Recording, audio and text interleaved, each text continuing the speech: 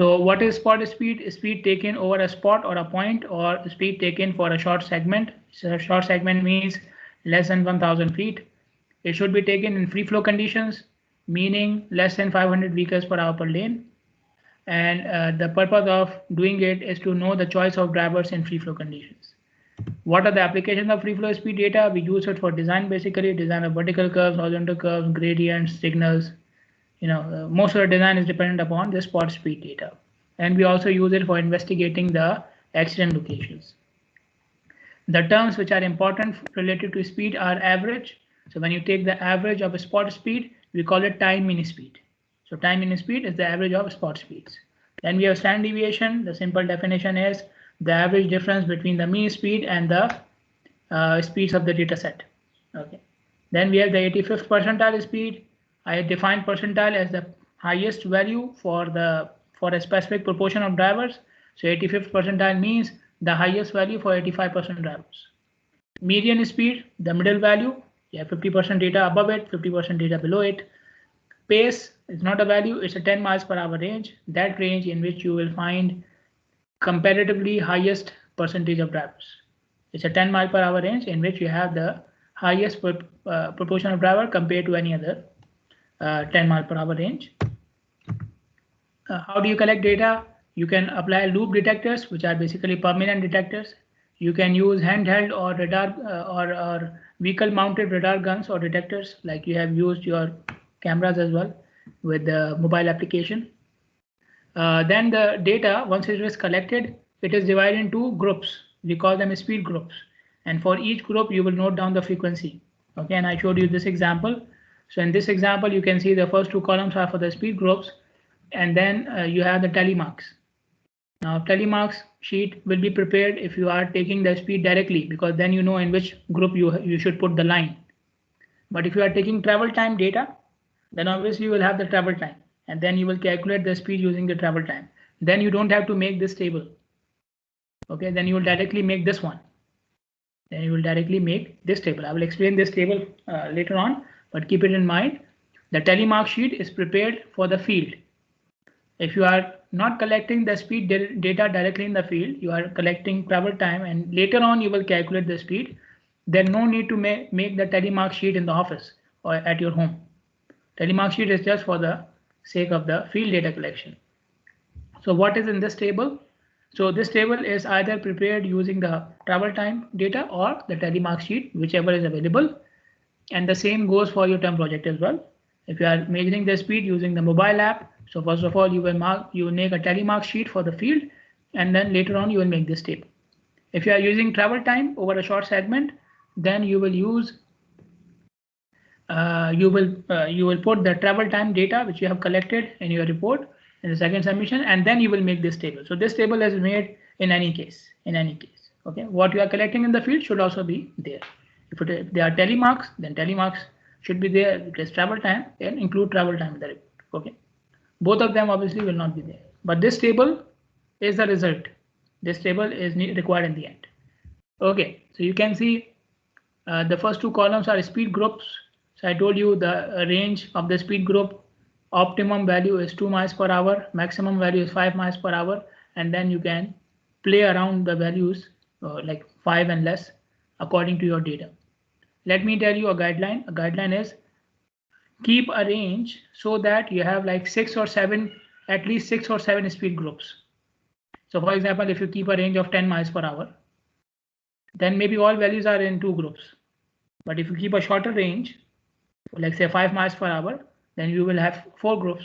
Okay, if you have a shorter range, maybe 2 miles per hour, then maybe you have 8 groups or maybe 10 groups. Okay, so select a range so you have at least 6 or 7 groups. Okay, why we need 6 or 7 groups, I will explain it to you, or I will keep on giving you the reasons like in installment. Okay, because obviously we are just starting the topic, we are just starting the calculation, so I cannot give you all the reasons right now, but keep it in mind. Select an interval so that you have like around 6 or 7 groups.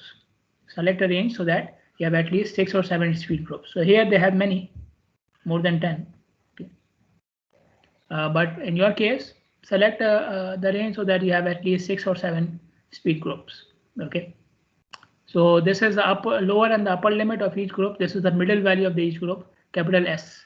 Capital S, middle speed, middle value of each group. So basically the average of these two numbers, right? Average of lower and upper limit. Average of 30 and 32, 21. Average of 32 and 34, 33, and so on. Okay, so it's simple. Then how many values you got in each group? How many vehicles were driving in the range of that group? So how many vehicles were driving in the range of the first group? 0. How many vehicles were driving in the range of the second group? 5. How many for the third? 5. How many for the fourth? 7, and so on. Okay. So these are the values of vehicles which had a speed within the range of the group. The values for the number of vehicles which had the value of speed within the range of the group. Okay. So how many vehicles had the value between 32 to 34 speed? 5, and so on. Then you can see at the end 368 is the total. So in this study, speed was observed for 368 vehicles, and then you can see the distribution. Okay. Now this sort of a data is known as frequency distribution data. The data which is represented in the form of groups, and then you have the number of values in each group. We call it frequency distribution data. Frequency distribution data. So what is frequency distribution data? The data which is divided into groups, and then you have the frequency of observations for each group. Okay. So you can see they are representing the frequency with and the number of values for each group with small n. Okay.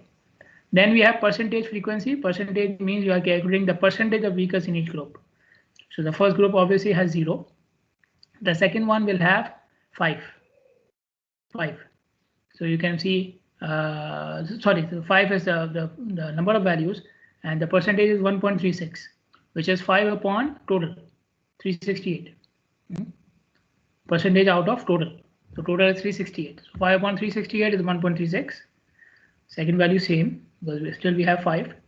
Then for the third value, it is 7 upon 7 upon 368. 7 upon 368, which is 1.9. This one will be 13 upon 368, which will be 3.5. So this is the frequency. Okay, and again, if you add all the frequencies, it should be 100%, right? Data should be 100%. Okay, this column is cumulative frequency. This column is cumulative frequency. I already calculated frequency. So how should I calculate cumulative frequency? I think the name itself is enough to guess what I'm doing here. So go ahead. How do we calculate cumulative frequency? By adding the previous frequency. By adding all the previous values. So with the first one is 0. The second one is summation of first two, 0 plus 1.36. Third one is a summation of the first, second, and third, so 0.72. And fourth one is a summation of first, second, third, and fourth, and so on. Okay, so each time you will add all the previous values up to that group. You will add all the previous values up to that group. And in the end, you will reach 100, right? The total will be 100. When you reach the last group, you will reach 100. Then we have two extra columns. One is n into s, the other one is n into s square. Okay, n is number of values in each group, s is the middle speed. Okay, so for the first group, n is 0. So you see 0 here and 0 here. And then we have 165 because n is 5 for this group and middle speed is 33. So 5 into 33 gives you 165, and 5 into 33 square gives you 5445. Okay. Similarly, for the third group, 5 into 35 will give you 175, and 5 into 35 square will give you 6125. Okay, and then for each group, and then you can see the summations as well. You can see the summations at the end. Okay, so with each column you can see the summation, number of values, frequency. Cumulative frequency itself is a summation, so don't need to do it again. And you can see the summation of n into s, n into s square.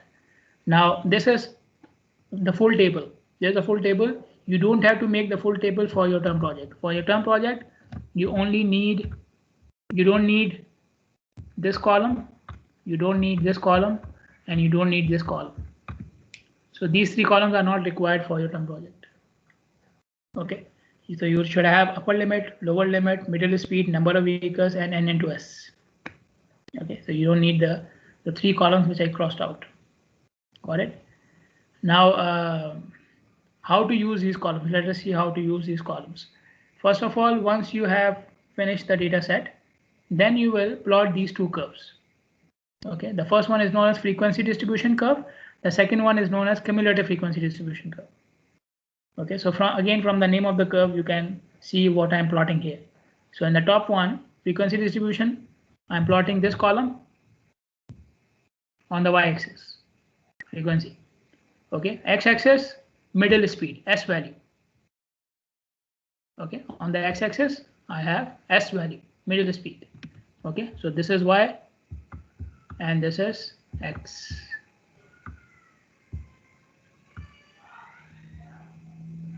Okay, then for the first curve, for the second curve, I'm plotting cumulative and maximum speed of the group, upper limit.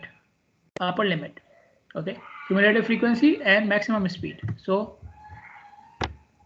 this value will be on the y-axis, and this value will be on the x-axis. Okay, upper limit. Okay, so don't confuse it. Confuse the curves with each other. Frequency with middle speed and cumulative frequency with upper limit. Now you can see in both the curves, the values are starting from 0. Okay, because the first group was 0, right? And the last group was also 0, so the frequency curve is ending at 0 as well. And obviously the cumulative curve will end at 100. Obviously, the maximum value you get is 100. Now a couple of things here. So you can see the first group and the last group have 0 values. So why are we including it? Why are we including these groups? Why didn't we start from 32 and end at 66? The actual values, there was no value below 32. So why this group, the first group, is here? And there's no value above 66 as well. So why is the last group here? We can easily exclude it from the table. These values are here to complete the curve. These values are here to complete the curve. Okay, so we want a curve which has start and end value as zeros. For the frequency distribution curve, we need the start and end values to be 0. Okay, and once you make it in this manner, then obviously the cumulative will also start from 0 and end at 100. So if you take care of the 0 group at the start, 0 group at the end, you will automatically take care of the cumulative frequency curve as well. Okay, now you can see in both the curves, the points are there. You can see the points, and then you can also see the curve. So the curve is not meeting all the points. See, some of the points are out of the curve. In both of them, in this case for cumulative frequency, they are close to the curve, but all of them are not exactly on the curve. So for both the curves, all points are not exactly on them. So what they have plotted here is known as a best fit line.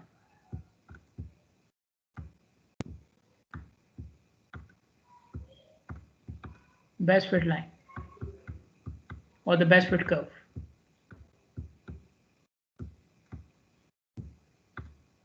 Okay, and in Excel, if you plot it using Excel, then it is known as trend line.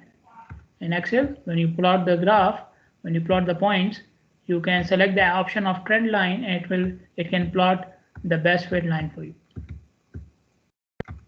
Now what is the best fit line or trend line? It is the line which has a smoother trend, a smoother shape than what you will get by joining all the points exactly. Okay, so we want, because the field data has some randomness. The field data, any type of field data, has some randomness. So if you try to join all the points, you will never get a smooth curve. You will never know the actual trend of the data because of some random errors or because of some randomness in the data. So we plot the best fit line so that it can give us the idea about the shape or the trend of the data. Okay, so if you see here, if I join all the points, so the curve will be like this. It will be like in a form of zigzag manner.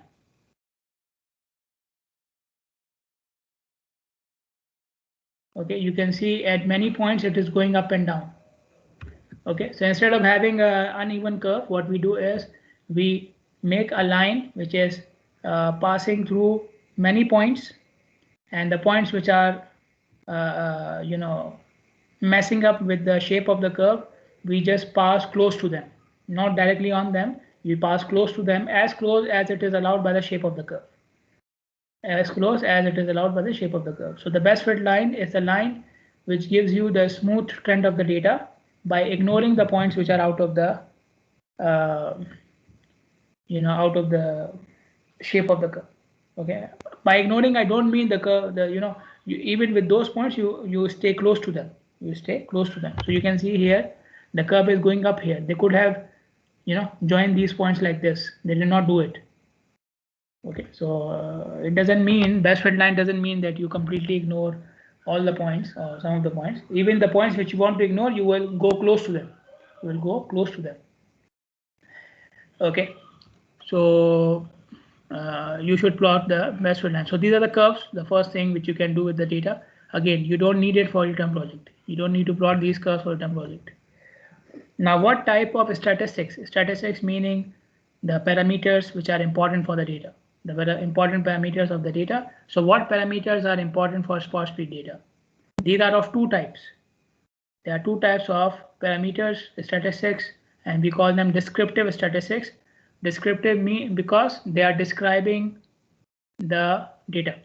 They are describing the speed of the drivers for you. So we call them descriptive statistics, important parameters which are describing the speed of the drivers on that highway. So they are of two types, central tendency and dispersion. Two types of descriptive statistics for spot speed data, central tendency and dispersion. Central tendency means the statistics or the parameters which describe the middle or center of the distribution, frequency distribution, okay? Because we said spot speed data is in the form of a frequency distribution.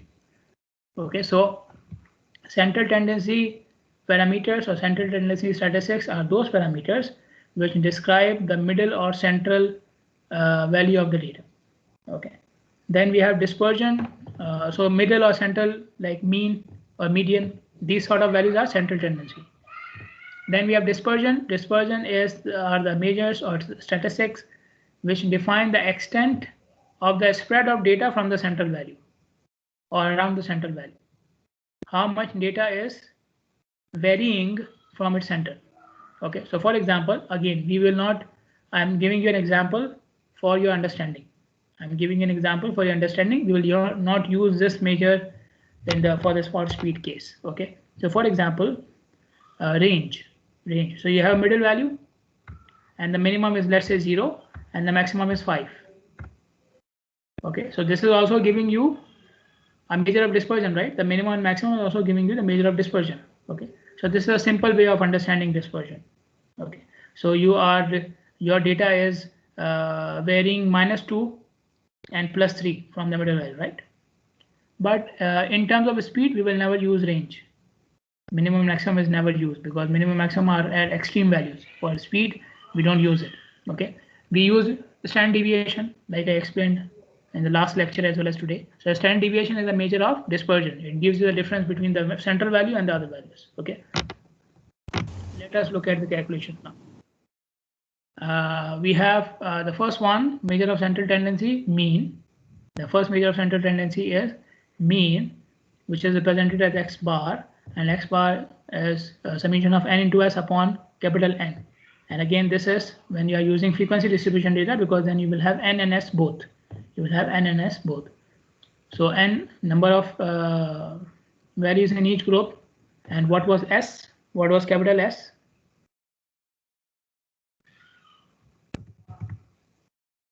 What is capital S here? Yeah, which is speed? Middle speed. Middle speed. Middle speed. Okay, good. So let us calculate mean. Okay.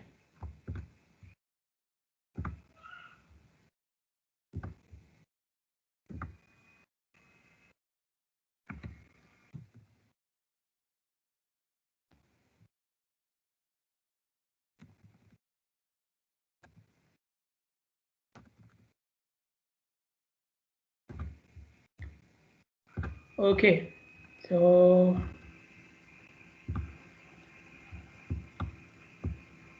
x bar summation of n into s. Now we have already calculated this n into s for each group, and the summation is also given here. So I'll just take the value from here, 17,736.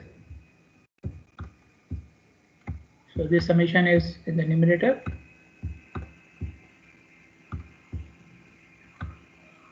And then denominator, we have capital N. Capital N means the total number of values. Total number of values, which is 368.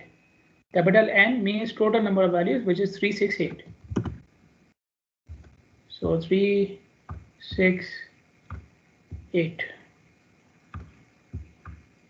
How much is the mean here? 48.2. 48.2. Okay, and what are the units?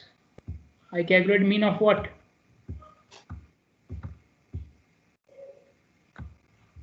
Mean what? Speed. Speed, yeah, miles per hour. Okay. Because the equations are very complicated because of frequency distribution, so I want you to keep the units in mind. Okay, don't forget the units. Everything is in miles per hour. The equations are not simple, but in the end you are getting the units in miles per hour. In the end you are doing everything for the speed, right? Okay, another measure of central tendency is median, and median is obviously by definition is the middle value, right? The middle value. Now, in the last lecture as well as today, I have explained the concept of percentile, right? Percentile. So percentile is the maximum value for a specific proportion of data. So if I say median is also a percentile, then median is which percentile? Percentile for how much data?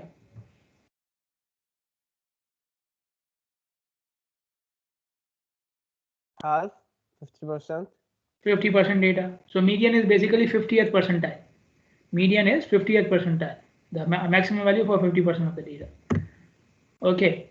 Now for calculating any percentile, for finding out any percentile, we will use the cumulative frequency curve. So we will find out median right now, but later on we will also find out some other percentiles as well. But in all cases, for finding out percentile, we will use cumulative frequency curve. We will use cumulative frequency curve. So since we are finding out 50th percentile, so you come to the cumulative frequency curve, 50% here, find out 50% or whatever percentile you need, draw a perpendicular on the curve. So you can see the black line here, and then find out the speed at that point. Okay, so that speed will be the value of the percentile. The value of the percentile. Okay, so we want 50th percentile. We'll draw a perpendicular from 50, and then we drop it on the x-axis to find out the speed, and the speed is 47.7 miles per hour. Obviously, I'm just believing what they are saying here because I did not draw the curve. If you draw the curve, then you can know the exact value yourself, right? If you draw the curve, then you can know the exact value yourself. Here, I will just use what they are saying, which is 47.7 miles per hour. You call it the median or the 50th percentile, it's the same. Okay, it's the same. The next measure of central tendency is the mode. Mode, this one. Okay, how do you define mode? If I give you a data set, which value in that data set would be the mode?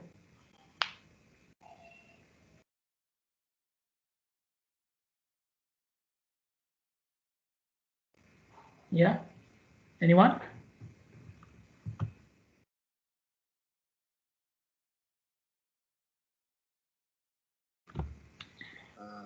The middle value, I think. No, mode is not the middle value.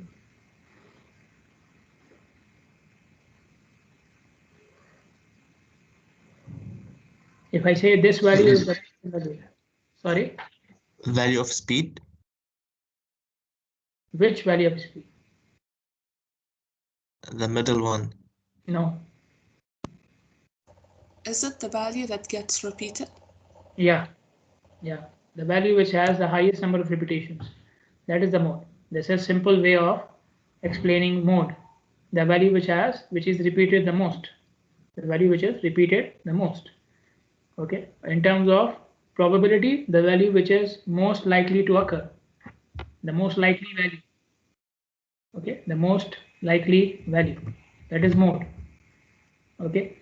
And for frequency distribution data, the value which has the highest frequency.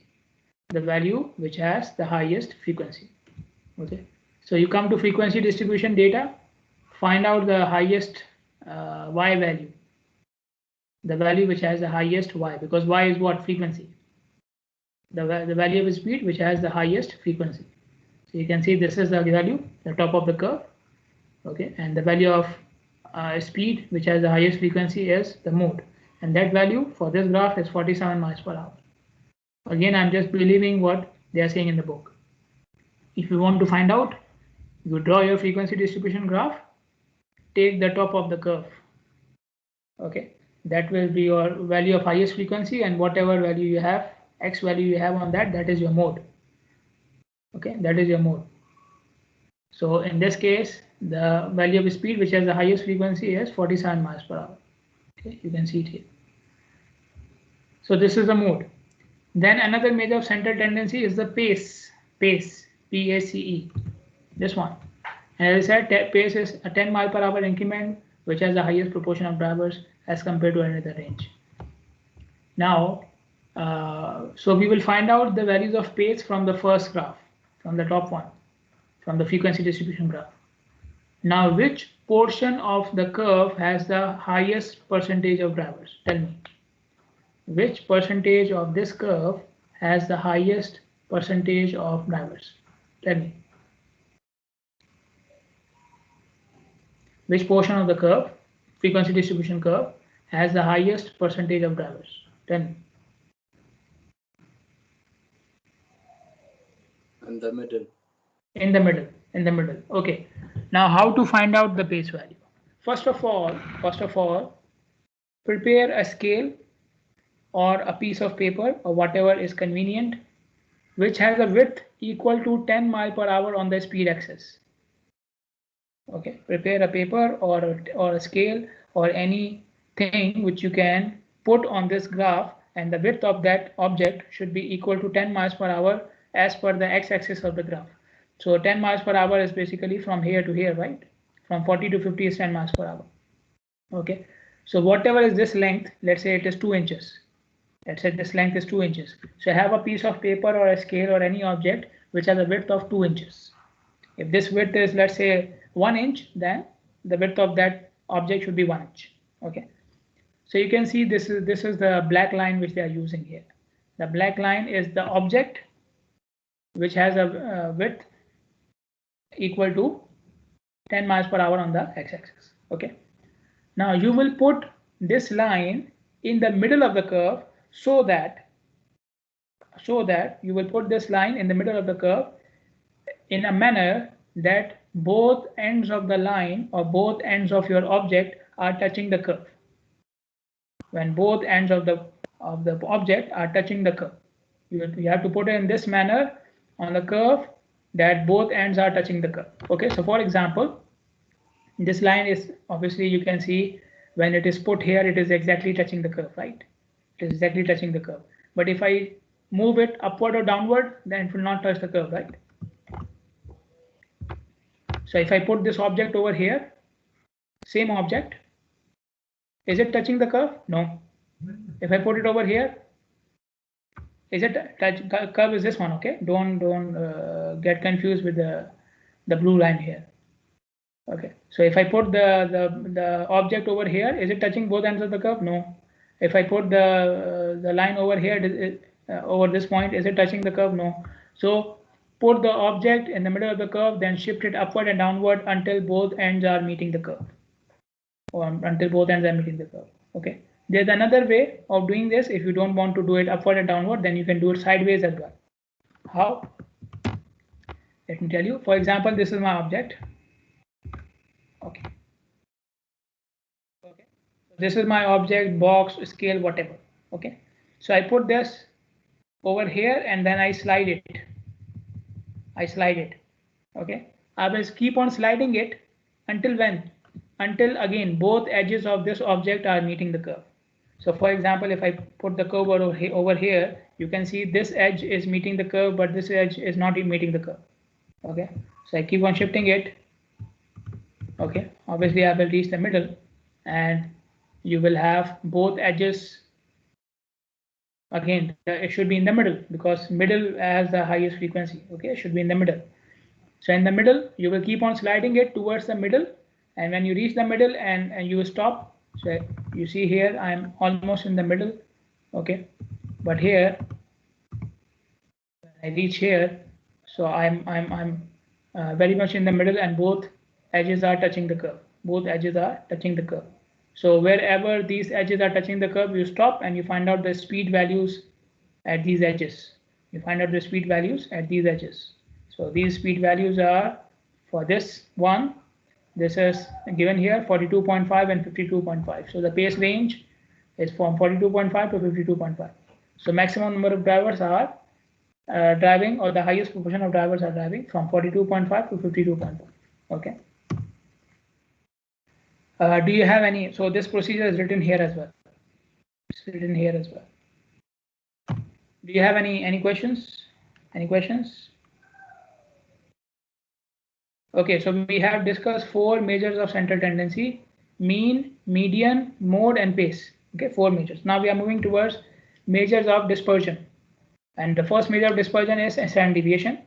And as I have defined a couple of times earlier as well, it is the difference, the average difference between the mean value and the other values of the data set.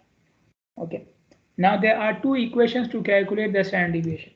We have 2 equations from which we can calculate the standard deviation. This is equation number 1, which is for discrete data, for discrete values, and this is equation number 2, which is for continuous data or frequency distribution data. Okay, equation number 2 is used for continuous data or frequency distribution data. What is the difference between discrete and continuous data? In discrete data, each value is represented individually. Each value is represented individually. So you go to the field and you come up with the speed of 10 cars, and you give me these 10 values. You give me these 10 values. So each value is the exact speed of the car. This is what we call as discrete values. Discrete values. Okay. Continuous will be in the form of frequency distribution. So you will have a group, and then you will have a frequency of each group. This is what we call as continuous data. Okay. Why we call it continuous data? Because when you say group 32 to 34 has 5 values. So these 5 values can be any value from 32 to 34, right? They can be any value from 32 to 34. I don't know the gap between them, or I will assume there is no gap between them. Okay. And the next group will be 34 to 36. So between the groups, there is no gap. Between the 2 groups, there is no gap. If I go back here, ends at 32, the next one starts from 32. This ends at 34, the next one starts at 34, and so on and so forth. So there is no gap in the data. So that's why we call it continuous data. Okay. If you give me discrete values, then obviously there can be a gap in the values. So maybe one value is 31, the other one is 33, and between 31 and 33 there are no values. It is possible. So when each value is represented individually, we call it discrete values, and then you will use equation number 1 to calculate standard deviation. When each value is represented, when values are not represented individually, they are represented in the form of groups, and with frequencies, we call it continuous data or frequency distribution data. In that case, you will use equation number 2. Now you see another equation here. This is a simplified version of equation number 2. Equation number 3 is a simplified version of equation number 2. How did I get it?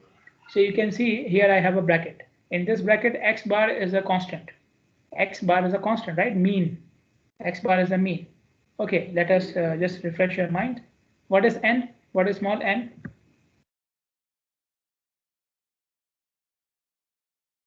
What is small n? Number of vehicles. Number of vehicles in each group. Okay. What is capital S? Average speed. Average. Average or middle speed. Okay, fine. What is capital N?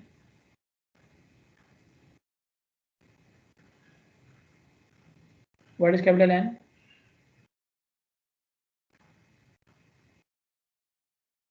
We used it for calculating mean as well, right? What was capital N? Sum of small n. Yeah, sum of a small n, total number of values. Okay, total number of values. So if you open this bracket, if you open this bracket, then you will have summation of n into s square, which you can see here, this term. Okay, both are variable, n and s, both will change for each group, and we have already calculated in the table as well, n into s square. If you come to this term, then you will have summation of n into x bar square, summation of n into x bar square. Now summation of n, each group has a different n, right? But x bar is a constant. X bar square is a constant, so I can take it out of the summation. Okay, I don't have to do summation into n, summation of n into x bar square, because each time I'm just doing what? I'm multiplying with the same x bar. X bar is the mean. So mean is for the whole data. Mean is not for each group. Okay, the mean which you calculated at the start of the class. So mean is not for each group. It's a constant. So constant can be taken out of the summation. So when you do summation of n, like one of you mentioned here, you will get capital N. When you do summation of n means what? Total number of values. Okay, so this is how I'm getting this term. So we open the bracket, we will have summation of n multiplied by x bar square. X bar is a constant, so we take it out of the summation. You are only left with summation of small n, and summation of small n equals to capital N. Okay, so this is a simplified version of equation number 2, and this is how we simplified it. Okay, so we have basically all the values. N into s square already calculated here in this table, the last column, and you can see the summation is also there. Okay, so let us calculate this value. Where is it? Okay, so this is small s now. Standard deviation is small s. Okay, and capital S is the middle speed. So we are trying to make them look different. Okay, the denominator is capital N minus 1. So 368 capital N minus 1. The numerator, summation of n into s square, which is 868448.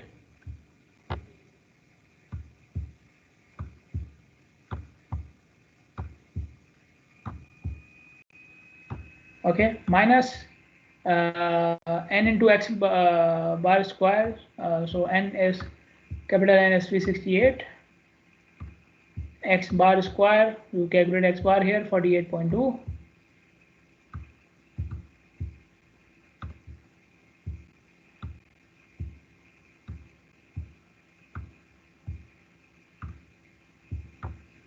Okay, how much is this value?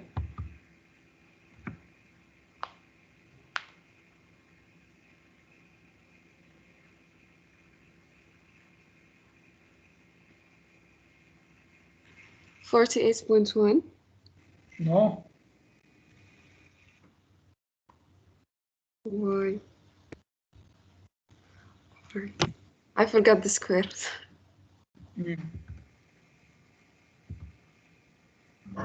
46.1, Doctor. No.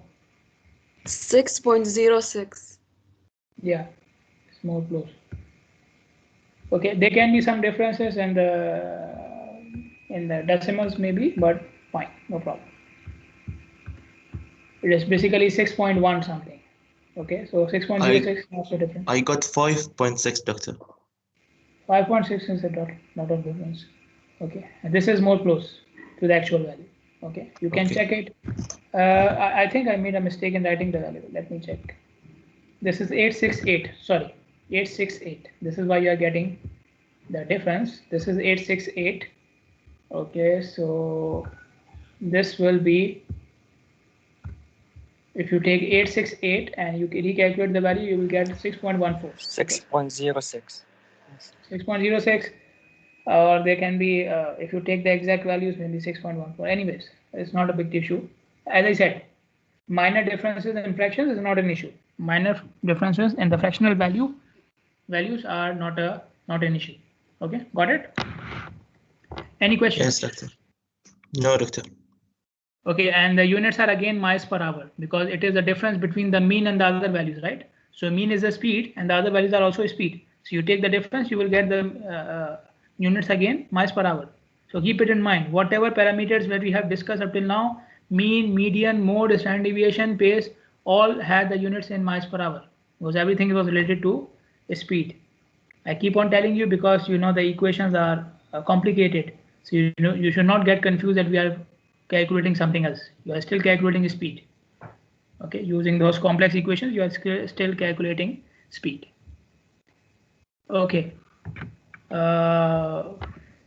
Okay, fine. So if there are no questions, then I'll just move on to your attendance.